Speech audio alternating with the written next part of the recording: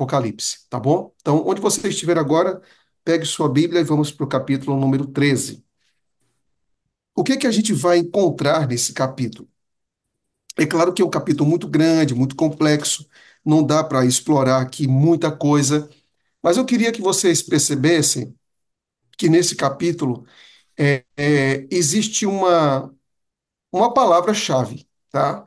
Existe uma palavra que se repete com muita frequência nesse capítulo.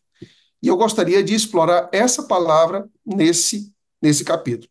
Vamos então para a palavra. Olha o que diz em Apocalipse capítulo 13 e versículo de número 4. Se você tiver um marca-texto aí, ou uma caneta, me acompanhe que isso vai ser muito importante, porque essa é a palavra-chave que a gente vai trabalhar agora, tá? Capítulo 13, versículo número 4 diz assim: E adoraram o dragão que deu à besta o seu poder, e o adoraram a besta, dizendo: Quem é semelhante à besta? Quem poderá batalhar contra ela? Então, pega seu marcador aí e veja a palavra adoração, tá? Então, primeiro, no verso 4 diz: Adoraram, e depois, e adoraram, ok? Duas vezes a palavra adoração. Logo depois, agora a gente vai para o verso 8. Veja o que diz o verso 8. O verso 8 diz assim: E adoraram-na todos os que habitam sobre a terra, esses cujos nomes não estão escritos no livro da vida do Cordeiro, que foi morto desde a fundação do mundo. Notem vocês que aqui você vai encontrar a terceira, pela terceira vez, você vai encontrar a palavra adoração, tá? Agora, mais uma vez, siga comigo, capítulo 13 e versículo número 12, diz assim: E exerce todo o poder da primeira besta na sua presença e faz que a terra e os que nela habitam, façam o quê? Adorem. Então marca aí de novo, adorem a primeira besta, cuja chaga mortal fora curada. Mas ainda tem mais, olha só.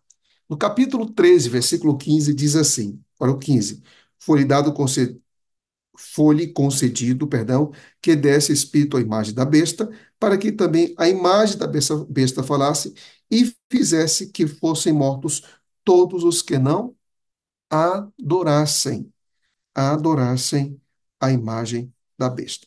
Então perceba aqui que você vai encontrar, olha, uma, duas, três, quatro, pelo menos cinco referências diretas à adoração.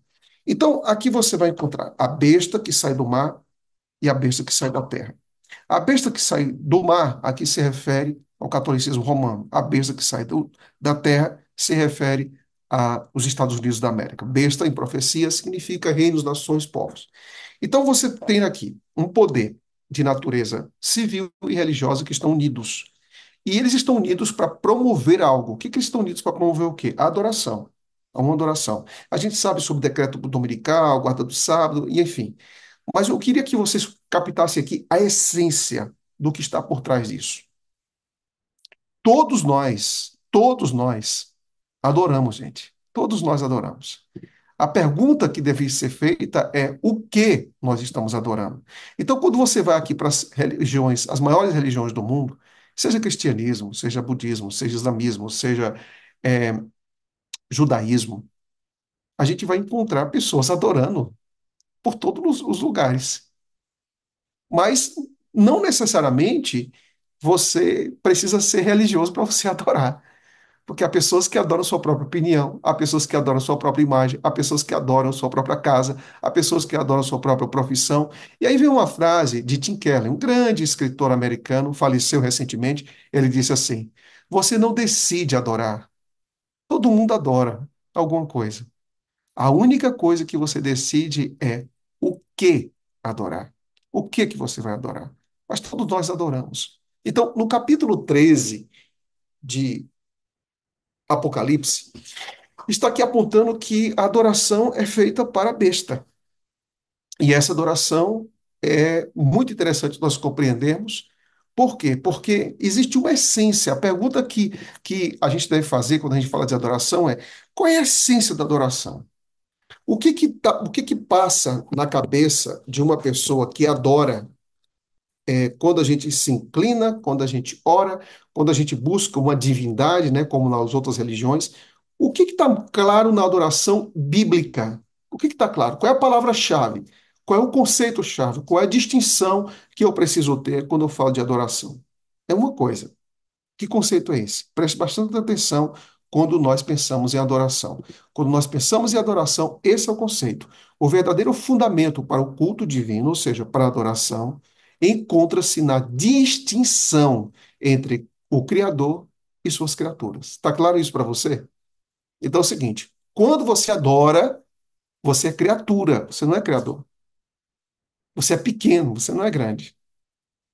Você foi feito, você não faz. Então, essa distinção ela precisa estar muito clara. Você está indo para a igreja, você está lendo sua Bíblia, você está orando, você não está falando com a pessoa que é do seu nível. Embora Cristo tenha vindo para o nosso nível, mas ele é superior, tá? Então, existe um certo respeito, uma certa consideração. Por quê? Porque ele é criador. Nós somos finitos adorando um Deus infinito. Nós somos homens, mulheres, adorando um ser que se chama Deus. Então, quando a gente se aproxima dele, claro que a gente tem que ter intimidade com Deus, mas a gente tem que saber de uma coisa: ele é superior, você é criatura, você não é criador.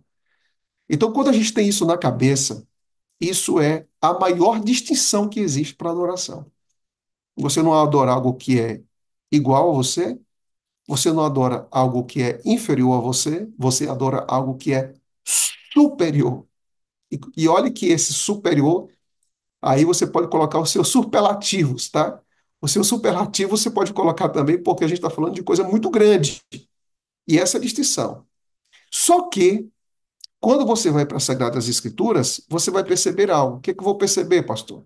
Você vai perceber que o grande conflito que a gente trabalhou ontem começa com esse sentido de adoração. Justamente como esse sentido de adoração. Então, olha o que diz Apocalipse capítulo 14, versículo 7, dizendo o anjo, né? Em grande voz: teme a Deus, dá-lhe glória, porque é chegada a hora do seu juízo, e adorai. Adorai Deus em que sentido? Como Salvador? Não, não é esse o destaque. Como mantenedor? Não, não é esse o destaque. Diz assim, ó: adorai aquele que fez o céu, a terra, o mar e as fontes das águas. Então, isso quer dizer que, no contexto final do Apocalipse, nas últimas mensagens a serem dadas ao mundo, está dizendo o seguinte: adore a Deus porque ele é criador. Não é interessante isso? Então, Apocalipse 14 fala de temer a Deus e dar-lhe glória, fala daquilo que Deus é capaz de fazer por nós, mas também está dizendo: adore a Deus porque ele é criador. Mas todo o mundo evangélico não adora a Deus, não adora Jesus Cristo porque ele é redentor, sim, mas o ponto aqui é: adore porque é criador. Por que que é criador? Por que que é criador? Porque na criação a gente volta à essência da adoração, que Deus é criador e que nós somos criatura. Então, perceba bem uma coisa. Quando começa o grande conflito? Quando é que começa o grande conflito? Com uma criatura, isso está em Isaías 14, Ezequiel, capítulo 28, quando uma criatura quer ser criador. Lembra do que Satanás disse? Olha, eu subirei às alturas, eu estarei acima das estrelas de Deus, eu serei semelhante ao Altíssimo. Não é caráter, é poder. Ele queria poder. Ele queria poder. Por isso que ele diz: eu serei semelhante ao Altíssimo. Então, um outro detalhe aqui é que quando ele cai, Satanás cai, ele cai exigindo adoração. Quando ele leva Adão e Eva a tropeçarem, indiretamente eles estão dizendo o seguinte: você é Deus, você não é criatura. E quando ele leva Jesus lá, quando Jesus vai para o deserto e Jesus está ali cansado, ele vem com suas tentações praticamente nas últimas tentações. Ele diz o seguinte: dobre o joelho e me adore. O que é isso? É a inversão da adoração. O que é a inversão da adoração? Preste bastante atenção nisso, muita atenção nisso. A inversão da adoração é quando a criatura quer ser adorada. Quando a criatura quer ser adorada. E aqui para nós, viu? Assim de gente que quer ser adorada. Assim de gente. Assim de gente atrás disso aqui, ó. Precisa disso, gente. A gente não precisa disso. reconhecimento, aplausos, você é importante, nada disso. Toda a glória do Cristo é do Deus Criador. Tudo é dele. Tudo é dele. Cuidado para não querer assumir na sua vida o papel que pertence a ele. Tudo é para ele. Tudo é dele. Colossenses capítulo número 1 diz: tudo foi feito por ele e para ele. Só que nos últimos dias haverá um poder que vai se unir com o Estado para impor a adoração da criatura. Entendeu agora? Você está entendendo? Está captando aí agora? E o que que Apocalipse capítulo 14, verso 7 aponta? Não adore a criatura. A palavra-chave do capítulo 13 é adoração. Agora, a adoração ali é para criatura. É para criatura. Então, quando você fala assim de decreto dominical e tudo mais, cuidado para você não ficar arranhando só a superfície e não entender o que está por trás da adoração. E aqui vem uma coisa, viu? O diabo não está preocupado com o que você adora. Ele só está preocupado com uma coisa, que não seja Deus. E que não seja o Deus redentor e criador. Você pode adorar qualquer coisa. Qualquer coisa. O diabo não está preocupado com isso. Ele só não quer que você adore o que está em Apocalipse capítulo 14, versículo 7, que está dizendo que ele é o criador de todas as coisas. Por isso, volto a dizer, a palavra-chave ali no Apocalipse é o quê? É adoração a Deus. No capítulo 14, versículo 7. Então, o grande conflito começa quando a criatura diz: esse é meu lugar, o trono é meu lugar. E não é seu lugar. Não é o lugar da criatura. Por isso, quando você vai para a história da redenção e vê a entrada do pecado, é o diabo dizendo: se você comer do fruto, você vai ser como Deus. Ou seja, tira Deus do trono, Eva, e você vai assumir o papel. E ela faz isso, entrega o fruto para o seu marido, e então vem a queda. Quando Satanás vai até o deserto tentar Jesus, que é o momento mais frágil de Jesus, ele diz: me adore, me adore. Então, quando você vê Apocalipse capítulo número 13, ali o animal, que tem 7 cabeças, 10 chifres e tudo mais, em resumo, está apontando o Estado e a igreja se unindo para dizer: adore a criatura. Então, se esqueça de Deus. Por isso que a palavra-chave do Apocalipse, capítulo número 13, é adora. Adorem. E aqui diz, olha, e adoraram o dragão porque deu à besta a sua autoridade, e adoraram a besta dizendo: quem é semelhante à besta? Quem poderá batalhar contra ela? Agora vamos ver aqui algo fantástico. Quero aqui apresentar algo fantástico para vocês. O que é, pastor? Pegue sua Bíblia aí e vamos para Êxodo, capítulo número 20. Só para você ver a ousadia desse poder que quer usurpar o lugar de Deus. Quer usurpar o lugar de Deus. Vamos lá. O primeiro mandamento fala sobre o quê? Primeiro mandamento. Quando você vai para a Bíblia, em Êxodo, capítulo número 20, nós vamos encontrar aqui algo bastante interessante. Olha, você vai aqui para o primeiro mandamento: não terá outros deuses diante de mim, correto? Não terá outros deuses diante de mim. Por quê? Porque ninguém é semelhante a Deus. Só que a besta diz assim, olha, a besta diz o quê? A besta diz: quem é semelhante à besta? Entendeu agora? Então você adora a Deus porque Deus é exclusivo, mas a besta está dizendo: não, não, não. Deus não é exclusivo. Por quê? Porque a besta é exclusiva. Quem é semelhante a Deus? Primeiro mandamento. No capítulo 20 de Êxodo, o primeiro mandamento que é apontado para Deus, em Apocalipse 13, a besta distorce e coloca para ela. É, Aqui também diz o seguinte: que adorarão todos os que habitam sobre a terra, esses cujos nomes não estão escritos no livro do Cordeiro, que foi morto desde a fundação do mundo. Ou seja, ele busca adoração para si. Agora, veja outra coisa interessante. Também exercia toda a autoridade da primeira besta na presença e fazia com que adorassem os que habitavam sobre a terra. Então você percebe que o centro aqui é adoração, adoração, adoração. Agora eu vou fazer um paralelo com vocês. Vou fazer aqui um paralelo. E o paralelo é o seguinte: Êxodo 20 diz assim: não terá outros deuses diante de mim, correto? Aí Apocalipse capítulo 3, versículo 4 diz assim: quem é semelhante à besta? Você está entendendo que a besta desconstrói os mandamentos, os primeiros mandamentos? Se não ficou claro, vamos deixar mais claro aqui, tá? Mais um agora. Não fará para ti o quê? Imagem. O que que a besta faz? Apocalipse 13, verso 14. Fizesse uma imagem à besta. É incrível, sabe, como a Bíblia é perfeita. Perfeita a revelação da palavra de Deus. Perfeita. Aí você não está convencido. Não, pastor, eu não estou convencido, tá não? Qual é o terceiro mandamento? O terceiro mandamento é esse aqui, ó. Não tomarás o nome do Senhor teu Deus em vão. E o que a besta faz? E abriu a boca em blasfêmia contra Deus para blasfemar o seu nome. Apocalipse 3, verso 6. Está claro agora para você? Está convencido agora? Aí você diz, pastor, mas faltou o quarto mandamento. É por isso que entra Apocalipse 14, versículo 7, que a gente deve adorar o Criador e não a criatura. Entendeu? Então perceba isso. Apocalipse 14 diz: temei a Deus e dá-lhe glória. Por quê? O quarto mandamento é o sábado. O sábado é adore a Deus, porque é Criador. Apocalipse capítulo 14 diz: temer a Deus e adorar aquele que fez o céu, que fez a terra, que fez o mar e as fontes das águas. Qual é o chamado? O chamado final da pregação evangélica antes da volta de Cristo? São duas coisas: Cristo salva e Deus é criador. Cristo salva e Deus é criador. Você sabe o que é que se diz hoje? Que só Jesus salva, tá certo, mas está pela metade. A pregação tá certa, mas está pela metade.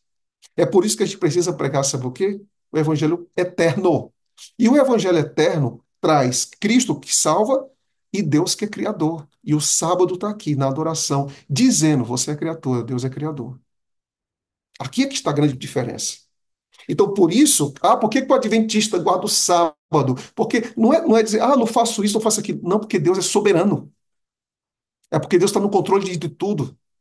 É porque a gente não tem um fio de medo para quem vai ser presidente dos Estados Unidos, a gente não está nem aí. Você sabe por quê? A gente sabe quem está no controle. A gente sabe muito bem quem está no controle. A gente não tem medo e nem fica especulando com o vídeo de. Tem alguns aí que amam, né, esses videozinhos de YouTube, vídeo de WhatsApp, né? Toda vez que muda o presidente dos Estados Unidos ou entra alguém lá no Vaticano, o mundo vai acabar, o decreto. A gente não precisa desse tipo de especulação doentia e superficial. Doentia, obsessiva. A gente não precisa disso. A gente só precisa saber quem nós somos, qual é a nossa identidade e também qual é a nossa missão. E quando você tem sua identidade e sabe sua missão, você não vive de especulação. Não vive de especulação. E nem vive tremendo. Meu Deus, o que é que vai acontecer? Pastor, eu recebo tantas perguntas no meu WhatsApp, mas tantas perguntas no Instagram. Pastor, código de barras. Pastor, isso aí sai o decreto. Eu não vivo nesse tipo de especulação, irmãos. Porque quem lê Bíblia e vai lá para o grande conflito já tem informação suficiente para seguir em frente. Já tem informação suficiente.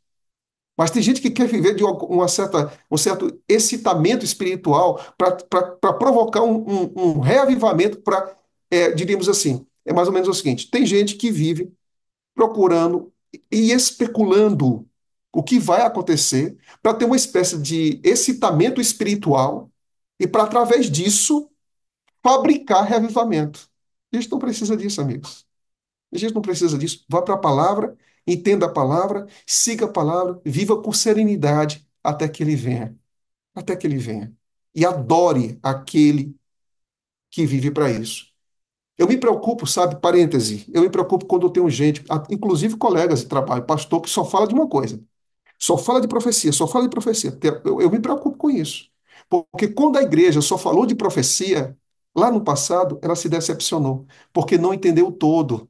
Só viu Daniel e Apocalipse e não viu Hebreus, e não olhou os evangelhos. Nós não somos um povo que tem dois livros da Bíblia, Daniel e Apocalipse. Esses livros devem ser estudados, a gente deve compreender, e é por isso que eu estou pregando agora para vocês. Mas a gente precisa ver toda a escritura. Você sabe o que é toda a escritura? A gente tem que pegar as profecias e aplicar para a vida, e não somente para ter informação. Eu tenho aqui na minha bolsa, vou mostrar aqui para vocês. Eu tenho aqui na minha bolsa a meditação do pastor, um especialista em Apocalipse, que é o pastor John Paulin. Essa é uma meditação famosíssima e maravilhosa, antiga ela.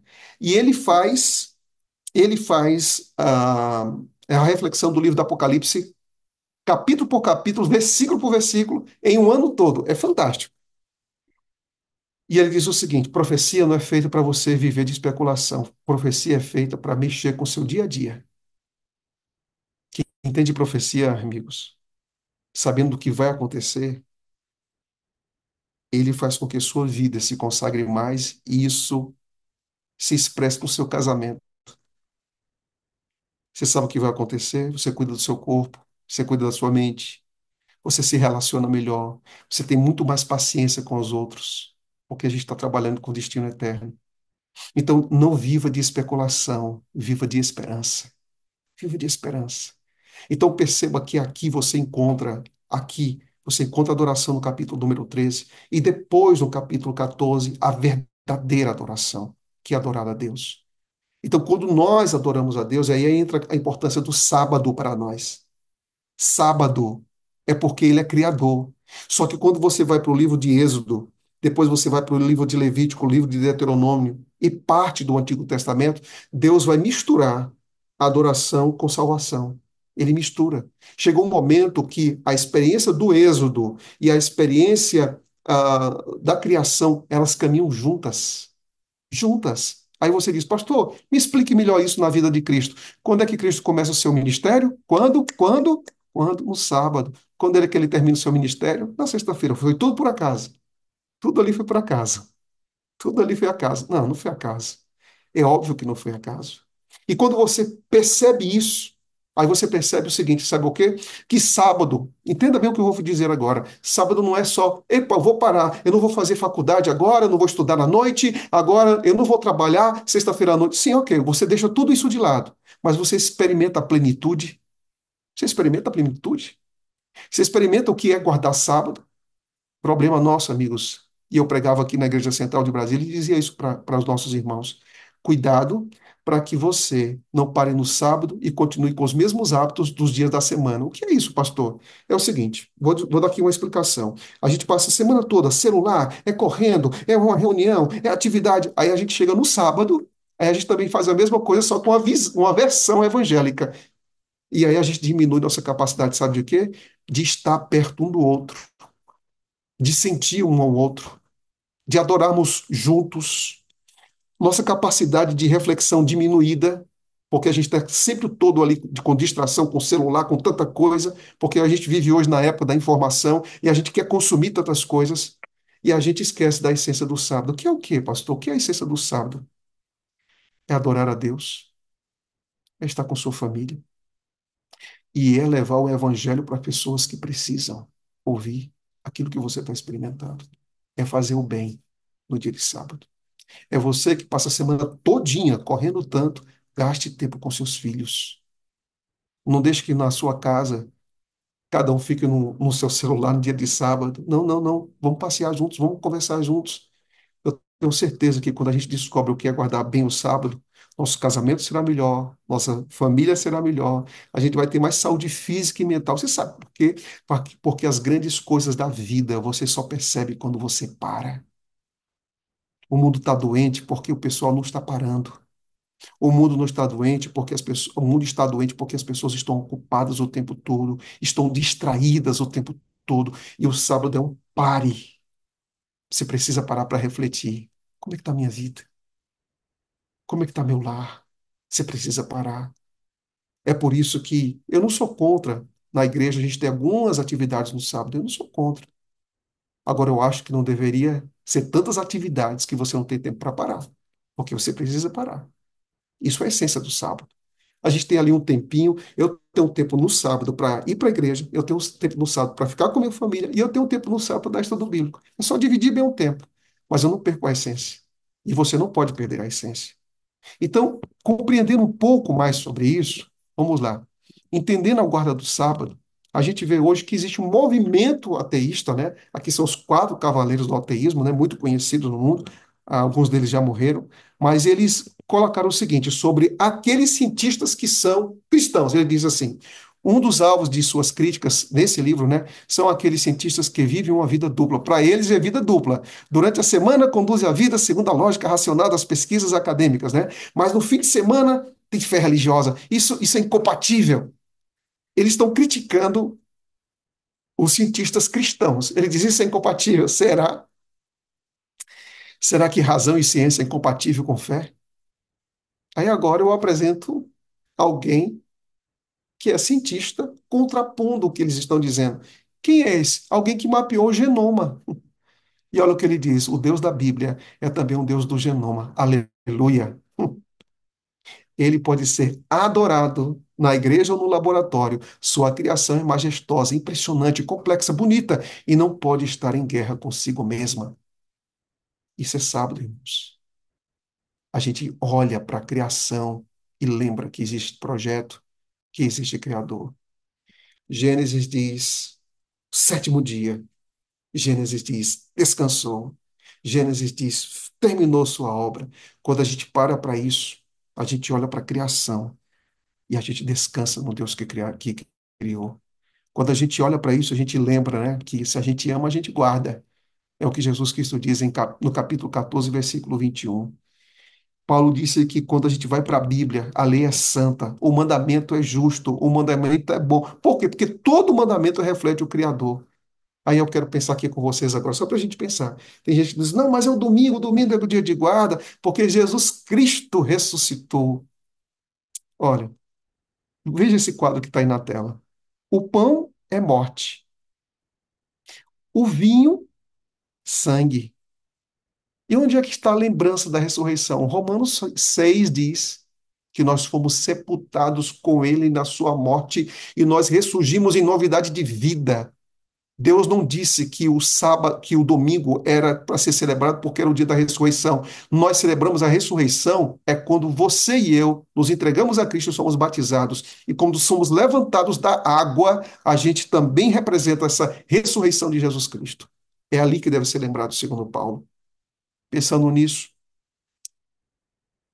aqui está uma entrevista que foi feita pela inteligência LTDA, né? Esse pastor do Bola de Neve acabou morrendo há mais ou menos um mês atrás aqui no Brasil, mas quando ele foi entrevistado, ele disse o seguinte, olha, ele falou o seguinte, e o sábado? E o sábado?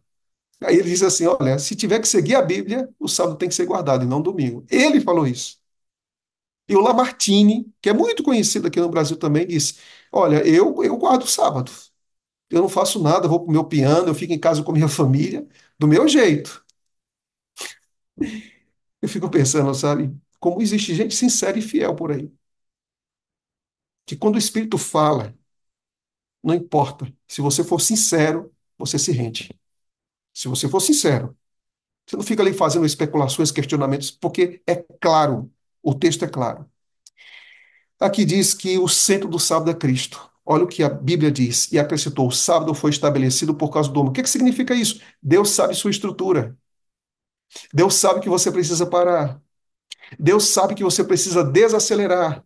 Mas Deus sabe de tudo isso que você precisa de um Criador na sua vida para ajustar, para colocar as coisas no seu devido lugar na sua existência. É por isso que, além do sábado ser um presente, o texto também diz que tem um Senhor do sábado. Você sabe por que que você vai para a igreja no dia de sábado? Não é para ouvir o grande pregador que vai estar aí com você, não. Você vai à igreja no sábado porque Jesus foi e porque ele está lá. É por isso que você vai. Você sabe por que que você prepara a sua melhor roupa para o dia de sábado? Porque você não quer chamar atenção para você, porque você quer honrar aquele que é o motivo da sua adoração. Você sabe por que que você põe a mão no bolso e dá seu dízimo e dá sua oferta no dia de sábado? E eu quero dizer que eu faço isso, eu, pastor, faço isso. Você sabe por quê? Porque eu estou adorando aquele que nem precisa do que eu estou fazendo, mas ele espera a minha fidelidade. É por isso que a gente dá, porque ele é criador. Porque a terra e sua plenitude, diz o Salmo, pertence ao Senhor. Você sabe por que que a gente canta no dia de sábado na igreja? Mesmo às vezes tendo dificuldade, porque esse dom eu não tenho, né? Deus saltou esse dom e deu para muita gente, mas para mim não deu. Mas eu mesmo assim eu entro na multidão para cantar. Você sabe por quê? Porque ele espera isso de mim. Ele espera isso de mim. E independente de quem pregue, eu não vou conversar, não vou falar com ninguém se pregou bom, se pregou ruim, não vou falar nada. Eu vou pegar alguma coisa que aquele pregador fez e disse e vou dizer, eu vou colocar aqui na minha vida, porque serve para mim. Aí você sabe por que que eu vou deixar minha roupa pronta no sábado, a comida pronta no sábado? É porque eu não quero perder tempo com coisas pequenas. Eu quero a companhia daquele que me salvou e que disse: esse encontro aqui é só nosso. Imagina uma coisa, né? Você tá ali completando um ano, um aniversário, né, de casamento com sua esposa. Aí você está fazendo um monte de coisa, você está muito ocupado o tempo todo se preparando para o casamento, para a celebração da sua esposa. Aí você tá o tempo todo, né? Sua esposa quer curtir, quer lembrar o namoro, o noivado, os anos, né? Mas espera aí que eu vou ajeitar aqui a toalha. Não, espera aí, porque agora eu vou buscar ali o presente. Não, espera aí. Aí você fica todo ocupado e não curte. Você sabe por que que a gente guarda o sábado? Por que que a gente tem que parar? É para curtir, tá? É para internalizar. É por isso que a gente para. É por isso que não pode ser assim, aquela coisa doida. Quando eu comecei o ministério, minha nossa, como eu corria. Como eu corria. E eu percebi uma coisa, que eu posso ser mais eficiente desacelerando num dia de sábado. Olha só. E foi exatamente isso que eu aprendi. Eu me tornei mais eficiente desacelerando no dia do sábado. E aqui, amigos, para nossa conclusão, lembre-se de algumas palavras, né? Haskell disse o seguinte: o sábado não é para nós os dias da semana. Os dias da semana são por causa do sábado. Não é interlúdio, mas é clímax. Clímax. Isso quer dizer o quê, pastor? Que o que molda o seu domingo, terça, quarta, segunda, terça, quarta e quinta e sexta é como você guarda o sábado. Isso quer dizer o quê, pastor? Quer dizer que como você guarda o sábado vai determinar o seu estilo de vida durante a semana. É isso aí. O sábado não é só um presente que você recebe no final da semana. O sábado é um pilar, sabe? Que vai nortear como você vai ver durante a semana. Que Deus nos abençoe. Que a gente tenha uma experiência viva e poderosa com Deus que é Criador e que esse Deus que é Criador, que espera a nossa adoração, que isso seja feita com o coração alegre, o coração de quem sabe que foi salvo, que foi criado à imagem e semelhança de Deus e que daqui a pouco a gente vai ter uma experiência de adoração quando ele voltar, mais plena, mais profunda. Que Deus te abençoe hoje e que essa guarda do sábado, que o preparo é amanhã, né? Seja bênção para você. Você não se esqueça de que ele é Criador, que ele é Redentor e que ele é o centro da sua adoração, que você é criatura e ele é Criador. Você crê nisso? Feche seus olhos. Vamos falar com Deus. Bom Deus, obrigado. Porque o último grande conflito, a última página, a última sentença, a última frase será quem nós estamos adorando. Que a nossa adoração, Senhor, seja completamente tua, para ti, por tudo que o Senhor é e por tudo que o Senhor faz em nossa vida. Obrigado, querido Deus, por esse dia tão santo, tão especial, que a gente não quer guardar mecanicamente, a gente quer guardar com o coração grato para receber as três bênçãos que o Senhor tem para nós: a bênção da santidade, a bênção do descanso. E essas bênçãos, Senhor, da santidade, do descanso, que Deus abençoou, Deus santificou, Deus descansou, essas três bênçãos nós queremos em nossa vida. Por favor, nos ajuda a experimentar o sábado como um grande presente que o Senhor nos dá. E que a gente não se esqueça que isso será o elemento fundamental da adoração e do grande conflito final, mas que nossos pés estejam firmes e que a nossa motivação para a guarda do sábado seja sempre a pessoa de Cristo, pois em nome dele nós oramos. Amém.